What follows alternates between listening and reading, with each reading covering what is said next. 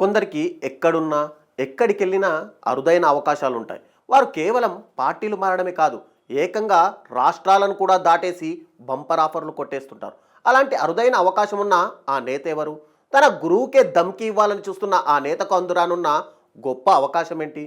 ఇది తెలియాలంటే యానాం రాజకీయ చిత్రాన్ని చూడాల్సిందే.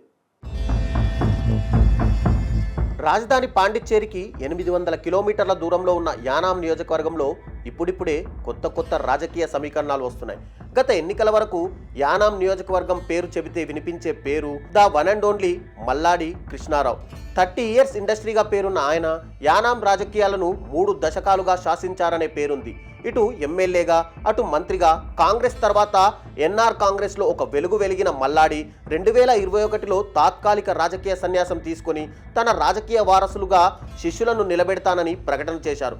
ఆ ఎన్నికల సమయంలో ప్రస్తుత పాండి సీఎం రంగస్వామిని యానాం బరిలోకి దింపారు. పాండి నుంచి పోటీ చేసిన రంగస్వామి వైపు యానాం ప్రజలు ఎంత మాత్రం మక్కువ చూపలేదు సరికదా, బీజేపీ రెబల్ గొల్లపల్లి అశోక్ని గెలిపించి యానాం రాసిచ్చేశారు. ఎమ్మెల్యేగా ఎన్నికైన రెబల్ అశోక్ తిరిగి బీజేపీలోకి చేరి ప్రభుత్వంలో భాగస్వామ్యమయ్యారు.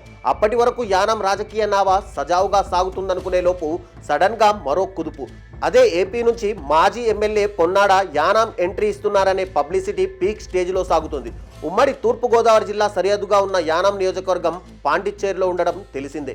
ఇప్పటి వరకు యానాం నుంచి ప్రాతినిధ్యం వహించిన మల్లాడి మత్స్యకారుడు కావడం, అదే సామాజిక వర్గానికి చెందిన ముమ్మడివరం మాజీ ఎమ్మెల్యే పొన్నాడ యానాం కాంగ్రెస్లో చేరి తన పొలిటికల్ గురువు మల్లాడి కృష్ణారావుపై రానున్న ఎన్నికల్లో పోటీకి రంగం సిద్ధం చేసుకున్నట్టు సమాచారం. యానాంలో తాళ్లరేవు, ముమ్మడివరం, అమలాపురం నియోజకవర్గాల వారెందరూ ఇక్కడ సెటిలర్గా ఉన్నారు. వీరందరి ఓట్లే సుమారు 35,000 కాగా ఈ ఓటర్లలో కూడా మత్స్యకారులే అధికం. దీంతో ఏపీ రాజకీయాల్లో ఉండి ఎలాంటి యూజ్ లేదని ఫీల్ అయిన సతీష్ వైసీపీకి రాజీనామా చేయకుండానే పాండి వెళ్లి అక్కడ మాజీ ముఖ్యమంత్రులు నారాయణస్వామి, వైద్యలింగం వంటి కాంగ్రెస్ పెద్దలను కలవడంతో యానాం రాజకీయాల్లో కలకలం చెలరేగింది. 2 సార్లు ముమ్మడివరం ఎమ్మెల్యేగా గెలిచిన పొన్నాడ ఇలా సడన్ గా టర్న్ తీసుకోవడంతో ఇదో చర్చగా మారింది. వైసీపీ అధికారంలో ఉండగా మంత్రివర్గ విస్తరణ సమయంలో మత్స్యశాఖ మంత్రిగా ఉన్న మోపిదేవి రాజ్యసభకు వెళ్లడంతో ఆ మంత్రి పదవి తనకే వస్తుందని ఆశించారు పొన్నాడ. నోటికాడికి వచ్చినట్టే వచ్చి చేజారిన ఆ పదవి తనకు దక్కకపోవడం వెనుక మల్లాడి కృష్ణారావు హస్తం ఉందన్న ప్రచారం జోరుగా సాగింది. జగన్కి అత్యంత సన్నిహితంగా ఉండే మల్లాడి ఈ పదవి తొలిసారి ఎమ్మెల్యే అయిన సీదరి అప్పలరాజుకు ఇప్పించారని, దీంతో ఎలాగైనా ఆ కసి తీర్చుకోవాలని సతీష్ డిసైడ్ అయినట్టు యానాం రాజకీయ వర్గాల భోగట్ట. అందుకే 2021 పాండి ఎన్నికల్లో యానాం నుంచి పోటీ చేసిన ప్రస్తుత ముఖ్యమంత్రి రంగస్వామిని ఓడించడానికి పొన్నాడ శాయశక్తులా పనిచేశారని కూడా అంటారు. తన శిష్యుడి రాజకీయ కక్ష సాధింపును గురువు మల్లాడి కూడా సీరియస్గా తీసుకున్నారని, అందుకే 2024 ఎన్నికల్లో ముమ్మడివరం నుంచి బరిలోకి దిగిన పొన్నాడను ఓడించి తీరుతానని శపథం చేశారని, అనుకున్నట్టే ఏపీలో కూటమి హవా ముందు పొన్నాడ కొట్టుకుపోయారనే వాదన ఉంది. దీంతో మల్లాడి అనుకున్న పని కూటమి చేసినందుకు ఆయన లోలోన ఎంతగానో సంతోషిస్తున్నారని అంటారు స్థానికులు. రాజకీయాల కన్నా ఎత్తుకు పై ఎత్తులే ఎక్కువ కాబట్టి ఇప్పుడు పొన్నాడ వంతు వచ్చిందని, 2026లో వచ్చే పాండి ఎన్నికల్లో తన రాజకీయ గురువు మల్లాడిని ఎలాగైనా సరే దెబ్బతీయాలనే ఉద్దేశంతో పార్టీ మారడం మాత్రమే కాకుండా ఏకంగా రాష్ట్రం సైతం దాటడానికి పొన్నాడ సిద్ధపడ్డారని అంటున్నారు.